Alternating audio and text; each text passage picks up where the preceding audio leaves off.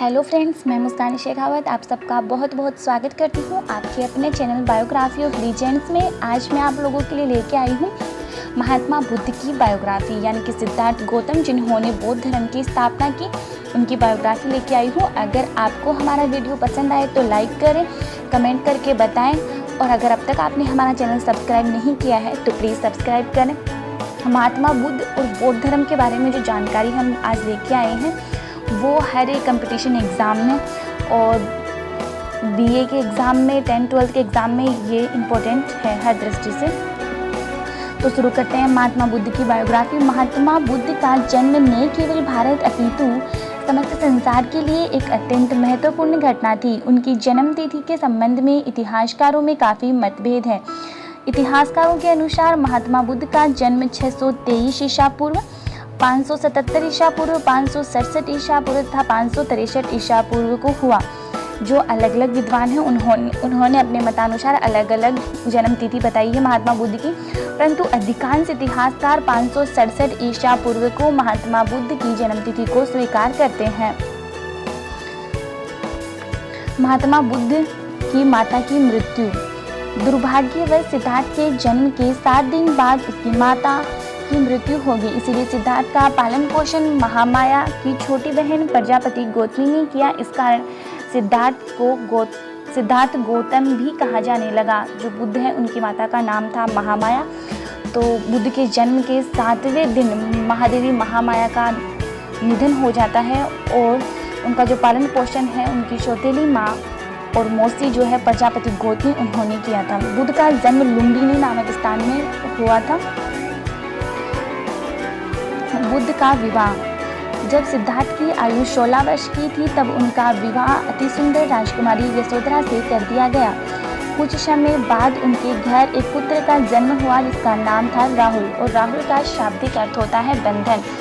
राहुल रखा गया। गृहस्थ जीवन भी सिद्धार्थ को सांस्कृतिक कार्यों की ओर आकर्षित नहीं कर सका, क्योंकि जब बुद्ध का जन्म होता है सिद्धार्थ का तब आचार्य कौंडिल्य जो इनके पिता जो महाराजा शुद्धोधन है, जो कपिलवस्तु के राजा है, उनके जो दरबार में जो आचार्य कौंडिल्य थे उन्होंने कह दिया था कि चाहे तुम कुछ भी कर लो राजन, तुम्हारा बेटा तो सन्यासी ही बनेगा। आगे देखते हैं 4 महान दृश्य तथा महान त्याग। बुद्ध ने 4 ऐसे कौन से दृश्य देखे जिससे उन्होंने एक महान त्याग कर दिया। यद्यपि सिद्धांत को अति सुंदर महलों में रखा गया, किंतु उनका मन बाहरी संसार को देखने के लिए व्याकुल रहता था। एक दिन महात्मा बुद्ध अपने सारथी को लेकर राजमहल के बाहर निकले। सारथी जो है उसका नाम चन्ना था। उन्होंने एक वृद्ध व्यक्ति, एक रोगी तथा एक अर्थी, एक साधु को देखा। जब सिद्धार्थ घूमने गए नगर में तो उन्होंने एक वृद्ध व्यक्ति, एक रोगी, एक अर्थी तथा एक साधु को देखा। मानव जवान के इन विभिन्न दृश्यों को देखकर सिद्धार्थ का मन विचलित हो उठा। उन्होंने ये जान लिया कि संसार दुखों का घर है। सिद्धार्थ ने गृह त्याग का निश्चय किया तथा एक रात अपनी पत्नी तथा पुत्र को सोते हुए छोड़कर सत्य की खोज में सिद्धार्थ ने निरंजना नदी के निकट पीपल वृक्ष के नीचे समाधि लगा ली। ये प्रण किया कि जब तक उन्हें ज्ञान की प्राप्ति नहीं होगी तब तक वे वहाँ से नहीं उठेंगे। 8वें दिन वैशाखी पूर्णिमा को सिद्धार्थ को सच्चे ज्ञान की प्राप्ति हुई। बुद्ध है उनको ज्ञान की प्राप्ति कब हुई, ये क्वेश्चन इम्पोर्टेंट है कि बुद्ध को ज्ञान की प्राप्ति जो है वो पूर्णिमा के दिन हुई थी, वैशाखी पूर्णिमा के दिन। और बुद्ध ने जो समाधि लगाई थी अपनी, वो कौन से वृक्ष के नीचे लगाई थी? पीपल वृक्ष के नीचे। बुद्ध ने समाधि लगाई थी पीपल वृक्ष के नीचे। और कौन सी नदी के निकट वो बैठे थे, कौन सी नदी के किनारे? तो वो थी निरंजना नदी, जो बुद्ध से रिलेटेड है। सिद्धार्थ को बुद्ध या जागृत, जब सिद्धार्थ को ज्ञान की प्राप्ति हुई तब वो बुद्ध कहलाए। तथागत जिसने सत्य को पा लिया हो भी कहा जाने लगा। जिस वृक्ष के नीचे महात्मा बुद्ध को ज्ञान प्राप्त हुआ तथा उसे बोधि वृक्ष तथा स्थान बोध गया कहा जाने लगा।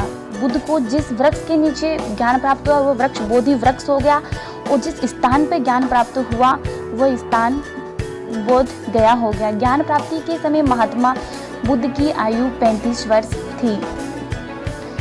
ज्ञान प्राप्ति के बाद महात्मा बुद्ध ने पीड़ित मानवतावाद के उद्धार के लिए अपने ज्ञान का प्रचार करने का संकल्प लिया। वह सबसे पहले बनारस के निकट सारनाथ पहुंचे। यहाँ महात्मा बुद्ध ने अपना प्रथम उपदेश अपने उन 5 साथियों को दिया जो गया में उनका साथ छोड़कर चले गए थे। ये सभी बुद्ध के अनुयायी बन गए। इस घटना को धर्म चक्र परिवर्तन कहा जाता है।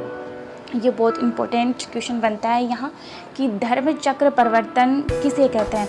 तो सारनाथ में बुद्ध ने जो अपना पहला जो भाषण है या फिर जो पहला उपदेश है वो उन 5 साथियों को दिया जो गया में छोड़ के उनको चले गए थे। इसी घटना को धर्म चक्र परिवर्तन कहा जाता है। बुद्ध ने अपना पहला उपदेश कौन से स्थान पे दिया? बनारस के निकट सारनाथ में दिया और उन 5 साथियों को जो उनको छोड़ के चले गए थे। शीघ्र ही महात्मा बुद्ध का यश चारों ओर फैलने लगा। उनके अनुयायियों की संख्या बढ़ने लगी। महात्मा बुद्ध ने अपने धर्म को संगठित ढंग से प्रचार करने के उद्देश्य से मगध में बौद्ध धर्म की स्थापना की। महात्मा बुद्ध ने 45 वर्षों तक विभिन्न स्थानों पर जाकर अपने उपदेशों का प्रचार किया। आम्रपाली तथा कपिलवस्तु के शासक, उनके पिता, उनकी रानी प्रजापति गौतमी, महात्मा बुद्ध की पत्नी यशोदा तथा उनका पुत्र राहुल के नाम उल्लेखनीय हैं। उनके जो अनुयायी हैं उनमें इनके नाम उल्लेखनीय हैं जो मैंने अभी बताया। उनके पिता जो है शुद्धोधन, उनकी माता प्रजापति गौतमी, उनकी पत्नी यशोदा, उनका पुत्र राहुल, उनके अनुयायियों में इनका नाम उल्लेखनीय है। महात्मा बुद्ध ने अपने परम शिष्य आनंद के आग्रह पर स्त्रियों को बौद्ध संघ में शामिल होने की आज्ञा दी। पहले स्त्रियां जो है बौद्ध संघ में शामिल नहीं होती थी, तो उनके परम शिष्य आनंद के आग्रह पर उन्होंने स्त्रियों को बौद्ध संघ में शामिल होने की आज्ञा दे दी। और जो पहली महिला बौद्ध संघ में शामिल हुई थी वो थी महाप्रजापति गौतमी। महानिवारण क्या है वो हम देखते हैं। महात्मा बुद्ध ने अपने उपदेश द्वारा भटकी हुई मानवताओं को ज्ञान का मार्ग दिखाया। अपने जीवन के अंतिम काल में जब वह पावा पहुँचे तो उन्होंने वहाँ एक स्वर्णकार के घर भोजन किया। इसके बाद उन्हें पेचिश रोग हो गया उनको। यहाँ से महात्मा बुद्ध कुशीनगर पहुँचे। यहाँ 80 वर्ष की आयु में 487 ईसा पूर्व में वैशाखी पूर्णिमा को अपना शरीर त्याग दिया। इस घटना को बौद्ध धर्म में महापरिनिर्वाण की संज्ञा दी गई है। महापरिनिर्वाण क्या है? बौद्ध धर्म जो महात्मा बुद्ध ने शरीर त्यागा वही महापरिनिर्वाण है। हीनयान और महायान, ये भी बहुत इम्पोर्टेंट टॉपिक है कि हीनयान और महायान में हम अंतर देखते हैं। हीनयान और महायान जो बौद्ध धर्म की 2 शाखा थी। हीनयान के सिद्धांतों के अनुसार बुद्ध एक पुरुष थे। उन्होंने अपने प्रयत्नों से निवारण प्राप्त करने का उपदेश दिया। हीनयान अनिश्चयवादी और कर्म प्रधान दर्शन है। भाग्यवाद जीवन का दुश्मन है। जो हीनयान के जो समर्थक है शाखा के, जो भाग्य को नहीं मानते, वो कर्म को मानते कि व्यक्ति जैसा कर्म करेगा उसको वैसा फल मिलेगा, इसमें भाग्य का कोई दोष नहीं होता। और महायान जो है, महायान के व्यक्ति, महायान ने बुद्ध को ईश्वर तुल्य माना है। सभी प्राणी बुद्धत्व को प्राप्त कर सकते हैं। दुख तो बहुत ही सहज तरीके से उनसे छुटकारा पाया जा सकता है। पूजा पाठ भले ही न करें लेकिन प्रार्थना में शक्ति हो। सामूहिक रूप से की गई प्रार्थना से कष्ट दूर हो सकते हैं। ये महायान और हीनयान 2 अलग अलग विचारधारा है बौद्ध धर्म की।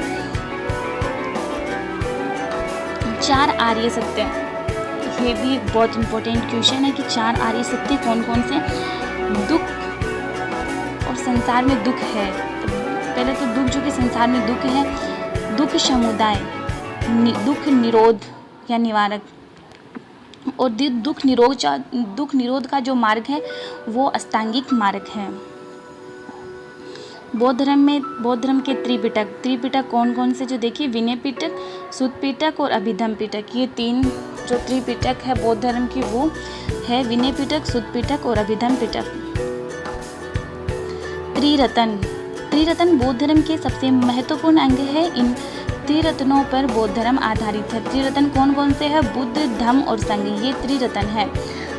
बहुत बार कंपटीशन एग्ज़ाम में पूछा जाता है और कई एग्ज़ाम में पूछा जाता है कि त्रिरत्न कौन कौन से हैं। तो आप रट लीजिए इस चीज़ को कि बौद्ध धर्म के त्रिरत्न है बुद्ध, धम्म और संघ। अब देखते हैं अष्टांगिक मार्ग। अष्टांगिक मार्ग है सम्यक दृष्टि, 4 आर्य सत्य में विश्वास करना, सम्यक संकल्प, इसमें आता है कि मानसिक और नैतिक विकास का प्रतिज्ञा करना, सम्यक वाक, इनकी हानिकारक बातें और झूठ नहीं बोलना, सम्यक कर्म यानी कि हानिकारक कर्म नहीं करना, सम्यक जीविका, कोई भी स्पष्ट या अस्पष्टतः हानिकारक व्यापार नहीं करना, सम्यक प्रयास, अपने आप को सुधारने की कोशिश करना, सम्यक स्मृति, इसका अर्थ है स्पष्ट ज्ञान को देखने की मानसिक योग्यता पाने की कोशिश करना, सम्यक समाधि का अर्थ है निवारण पाना और स्वयं का गायब होना। ये जो बौद्ध धर्म से रिलेटेड कुछ प्रतीक है, ये बौद्ध धर्म से रिलेटेड कुछ चिन्ह है। और इधर ये प्रतीक है घटना जो है जन्म, उसका प्रतीक है कमल एवं सांड, ग्रह त्याग का है घोड़ा, ज्ञान जो है पीपल या बोधि वृक्ष, निवारण जो है उससे पद्म चिन्ह और मृत्यु जिसका चिन्ह है, जिसका प्रतीक है स्तूप। अब हम देखते हैं बौद्ध संगतियाँ। बौद्ध जो संगतियाँ हुई वो 4 महत्वपूर्ण बौद्ध संगतियाँ हुई, वो हम देखते हैं इस प्रकार। प्रथम बौद्ध संगति जो है वो 483 ईसा पूर्व में हुई थी। इधर मैंने संगति दर्शाई है, इधर ये समय है, इधर स्थान है, अध्यक्ष और शासनकाल कि ये कब हुई, ये संगति कौन सी है, प्रथम है, द्वितीय, तृतीय। यहाँ मैंने इसमें लिखा है बॉक्स में, इसमें समय है, उसमें कौन से स्थान पे हुई, अध्यक्ष कौन बना और किसके शासनकाल में हुई। अब हम देखते हैं प्रथम बौद्ध संगति जो है 483 ईसा पूर्व में हुई थी। स्थान था राजगृह और अध्यक्ष जो थे वो इनके महाकश्यप थे और इसका जो शासनकाल था वो अजातशत्रु का शासनकाल था। द्वितीय बौद्ध शक्ति जो है वो वैशाली में हुई थी, 383 ईसा पूर्व में वैशाली में हुई। इसका अध्यक्ष जो है सबाकामी था और ये कालाशोक के काल में हुई थी। तृतीय जो है वो 251 ईसा पूर्व में पाटलिपुत्र में हुई थी, मौगलीपुत्र तीर्थस्थ की अध्यक्षता में, और ये शासनकाल जो है अशोक का शासनकाल था। चतुर्थ बौद्ध संगति जो है प्रथम ईसा की प्रथम शताब्दी में हुई थी, कुंडलवन कश्मीर में, ये कुंडलवन नामक जगह है वो वहाँ पे हुई थी और इसका जो अध्यक्ष है वो था अश्वघोष और ये कनिष्क के शासनकाल में संपन्न हुई थी। तो ये थी बौद्ध धर्म की 4 संगतियाँ जो हैं, ये बहुत इम्पोर्टेंट है, इसको हर एग्ज़ाम में पूछा जाता है। ये जो हर एक चीज़ है ये बहुत इम्पोर्टेंट है कि कौन सी किसके शासनकाल में हुई, किस समय हुई, किसने अध्यक्षता की और इसमें क्या किया गया, ये सारी चीज़ें पूछी जाती है। तो ओके फ्रेंड्स, उम्मीद करती हूँ आपको बुद्ध की बायोग्राफी पसंद आई होगी। इनफैक्ट पूरा बौद्ध धर्म ही मैंने बता दिया है, आपको समझ में आ गया होगा। तो अगर आपको महात्मा बुद्ध की बायोग्राफी पसंद आए तो हमारे वीडियो को लाइक करें, कमेंट करके बताएं। फिर मिलेंगे एक नई वीडियो के साथ, एक नई बायोग्राफी के साथ। तब तक के लिए बाय बाय, टेक केयर।